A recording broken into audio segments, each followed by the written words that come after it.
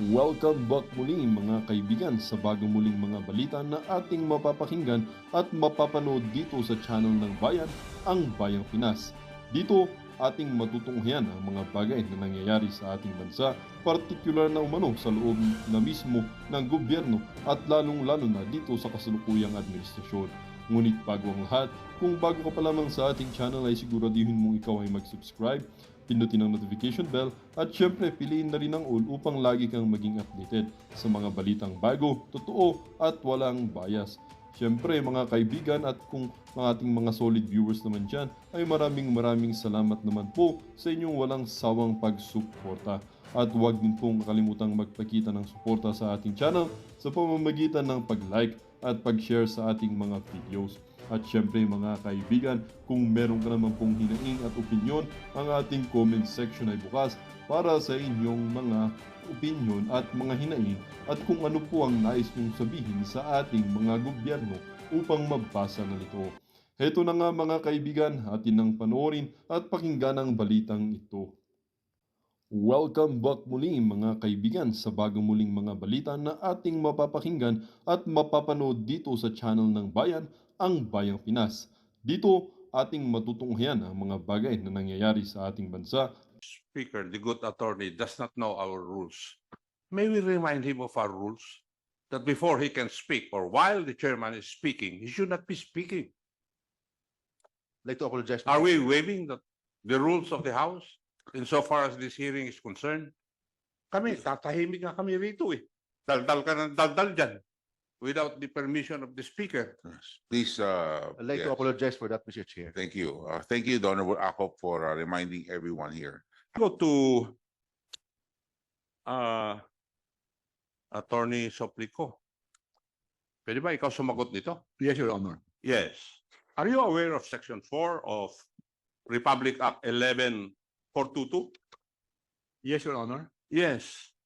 And what is the title of that? The Section title 4? is Responsibility to the Public.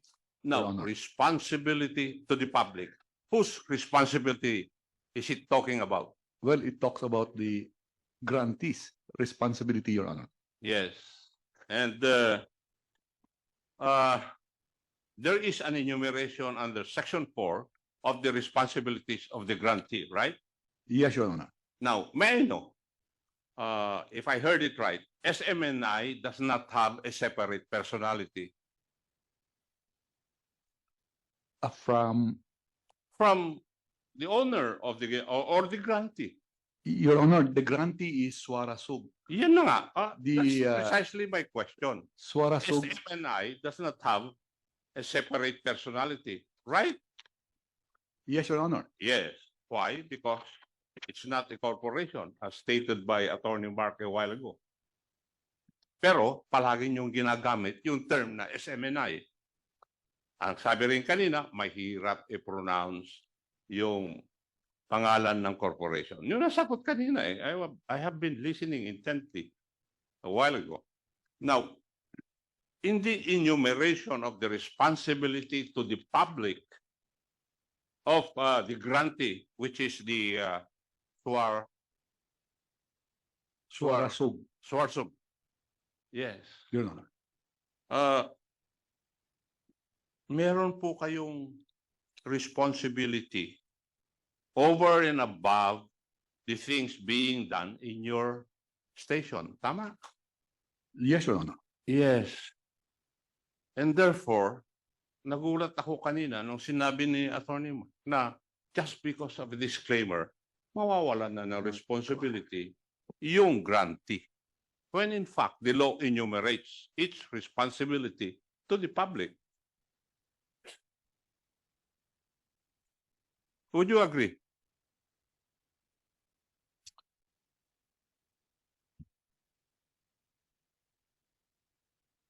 Your Honor, we explained earlier that I'm not asking for an explanation. I'm asking for an answer, yes or no. Would you agree? well, Your Honor, yes, Your Honor, there are enumerations here in Section 4, which pertains to the grantee's responsibility, Your Honor. Yes. And would you agree with me also that if we follow these responsibilities enumerated by law, you have also a certain kind of degree. Kasi narinig ko sa ito, attorney, Rolex, na meron degree of independence yung inyong mga anchor. Now, if they have a degree of independence, the network has also a degree of control over them. Would that be correct? Yes, Your Honor. And therefore, for any misdemeanor or any violation of law or any violation of the provision of your franchise, you will suffer the consequences. Well, Why? Because to a certain degree, you yes, are Your Honor. responsible. Yes, Your Honor, to a certain degree. But let me point out, Your Honor. I'm not asking for your explanation, Attorney Rolex. I'm just asking for a yes or no. Let me qualify my answer, Your Honor. I'll give you that privilege, Mr. Chair. Yes, Thank you, Mr. Chairman. of Your the, Honor, these are anchors. They exercise, as said earlier, a certain degree of independence from the grantee of the franchise, Suarasog. We cannot tell them what to say. We cannot tell them how to ask a question, when to ask the question, or even who to invite to the programs, Your Honor.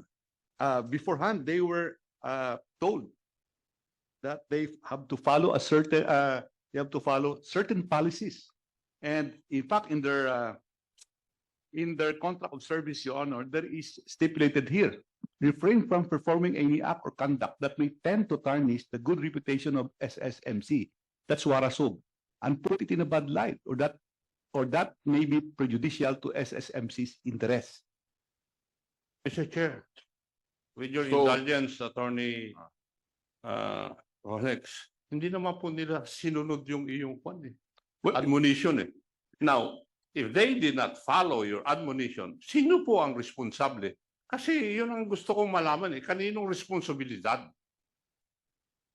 Your Honor, we have started an internal investigation on this. I'm not asking whether you have started an internal investigation or not. Nawawala ako sa thread of questioning ko pag ginaganon mo ako, Rolex eh.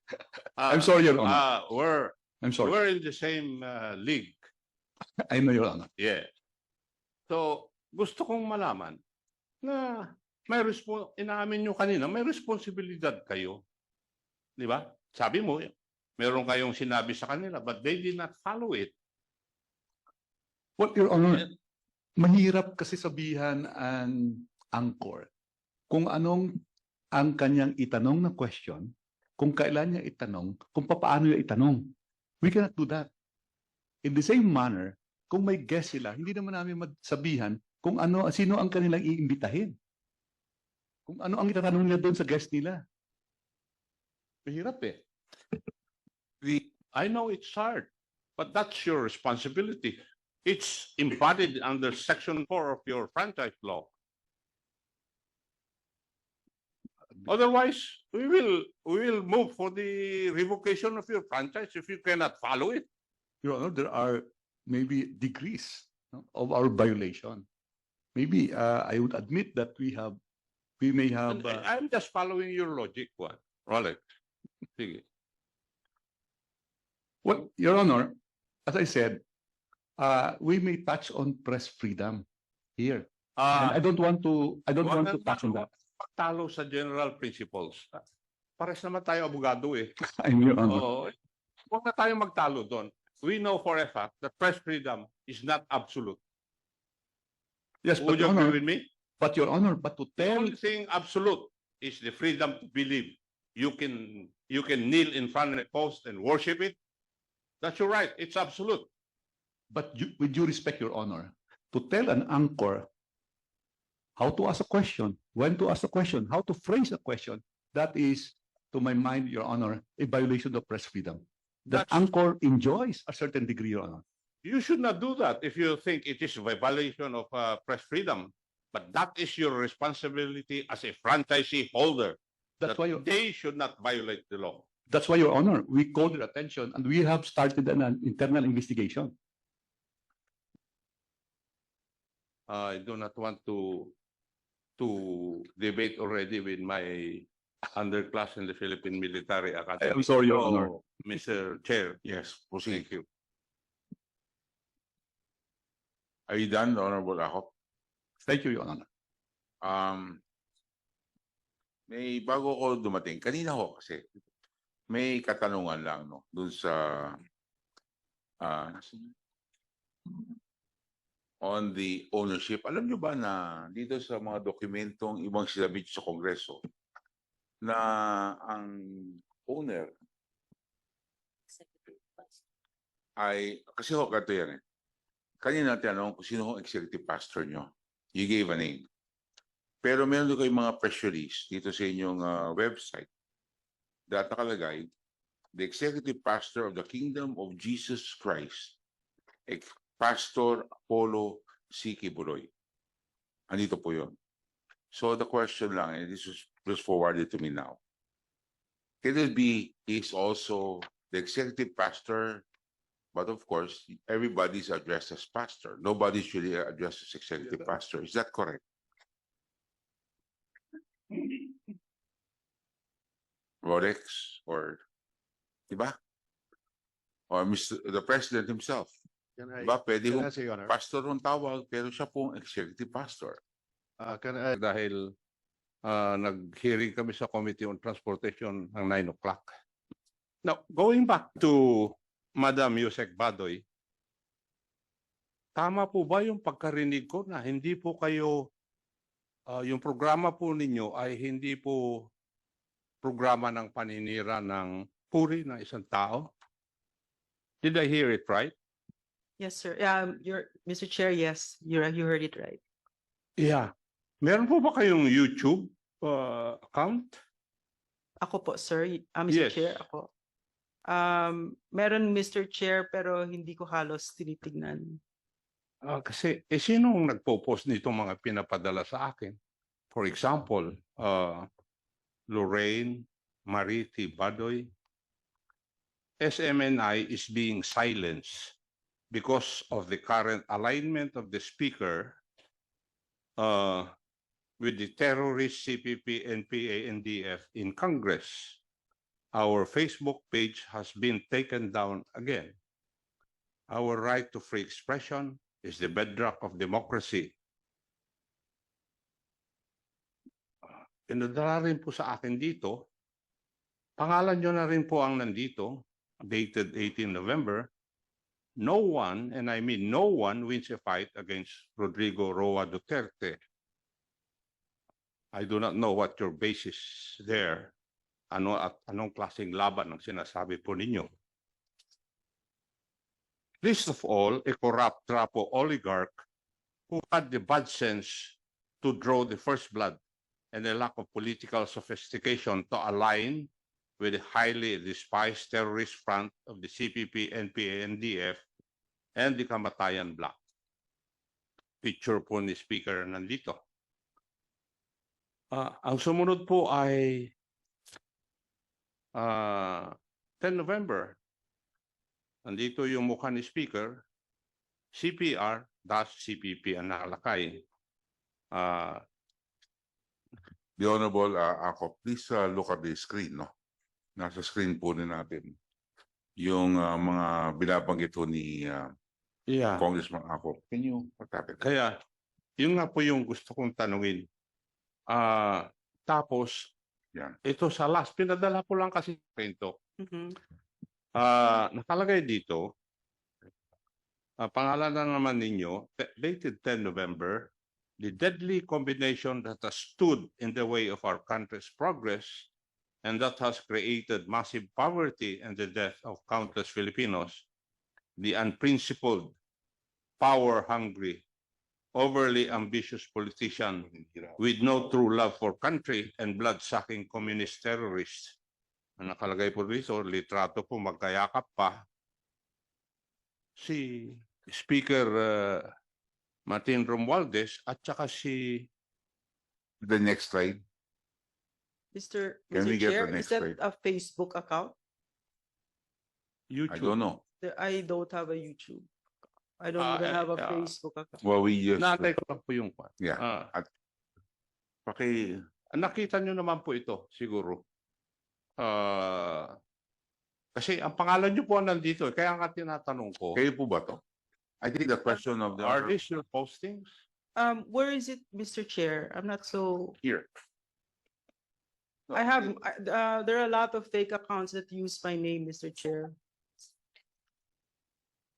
Ano? Mr. Chair, marami pong naggagawa ng account ko pero fake. Okay. Ano po yan, Mr. Chair? Facebook po ba yan? Or YouTube? Or, Sa YouTube, sinabi ko Twitter. kanina. Twitter. These screenshots were sent to me. YouTube is a video account po. Hindi po siya, photos. Hindi siya. So you're denying this? No. I They're don't, not- I they're- can't see what it is, Mr. Chair. Can we enlarge it? Pwede mo natin lakihan para makita kaya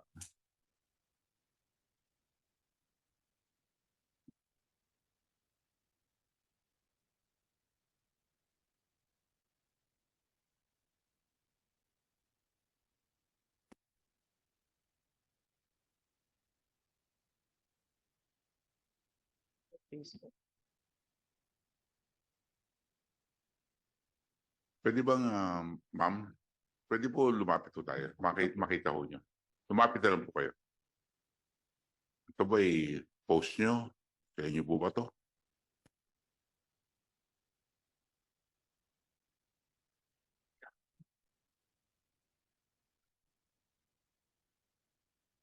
Yung Twitter. Kwan, magkayakap si Kwan, Twitter.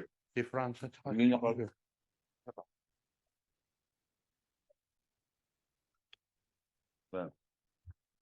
Nakayakap ko pa.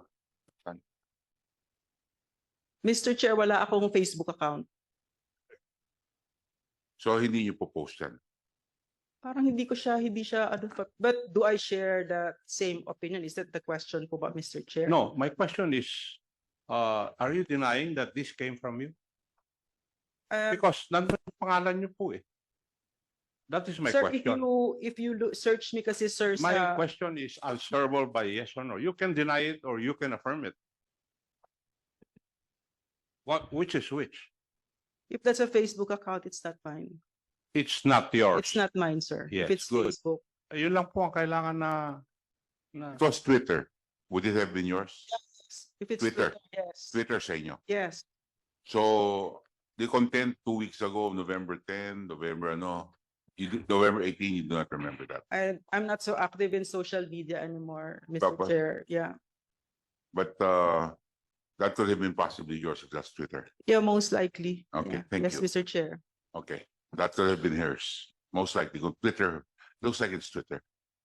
loud and clear, Mr. Chair. Deny naman yan na sa kanya eh. Officially, on record. May I ask the representative of the kapisanan ng mga broadcaster ng Pilipinas?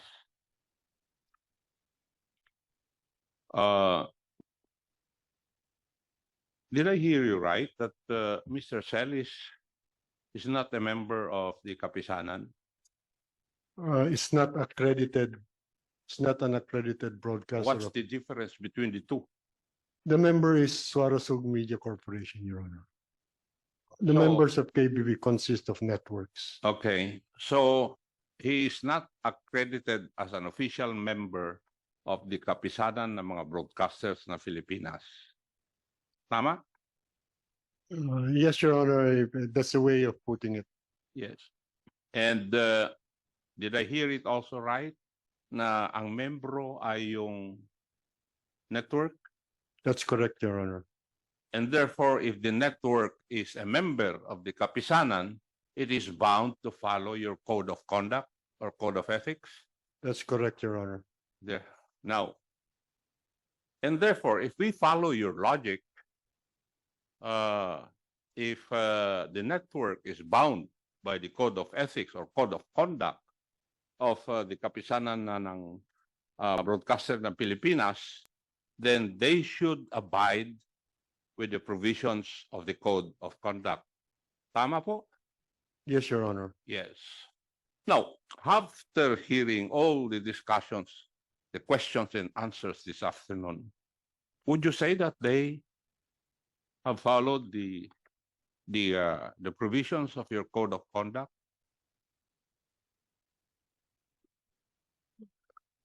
Your Honor, I beg your indulgence, but in the context of what has been presented and of which I am informed this hearing, the network is lacking in observance of the code of conduct, Your Honor.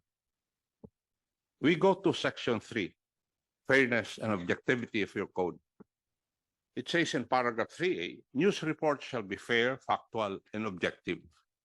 I refer to the term factual. May I know your definition of what factual is?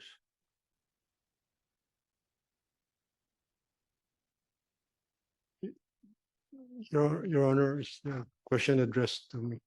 Yeah. The You're factual still the means- one being asked. Floor, Thank you, Your Honor. KBP.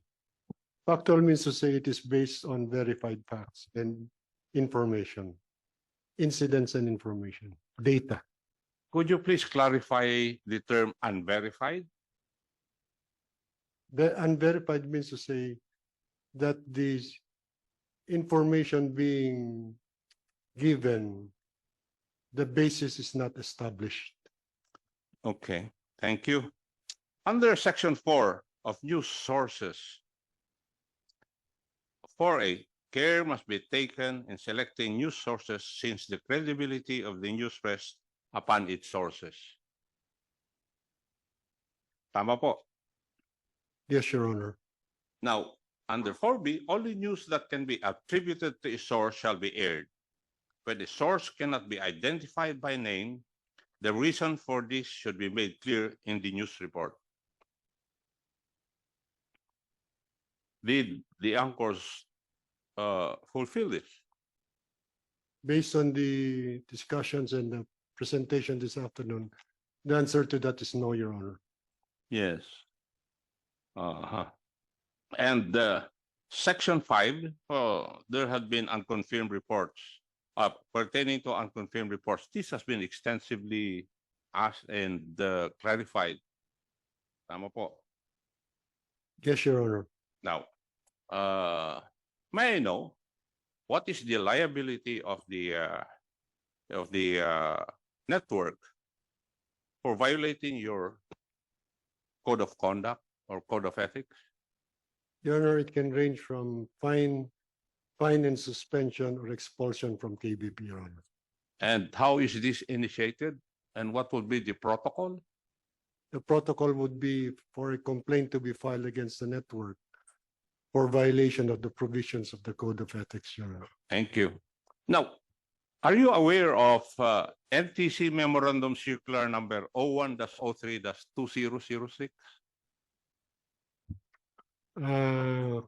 I'm not familiar with the numbering, but I'm familiar with most NTC circulars, Your Honor. I'm not familiar with the number. Yeah, the title of this is Program Standards for Radio and TV Broadcast and Cable TV Stations.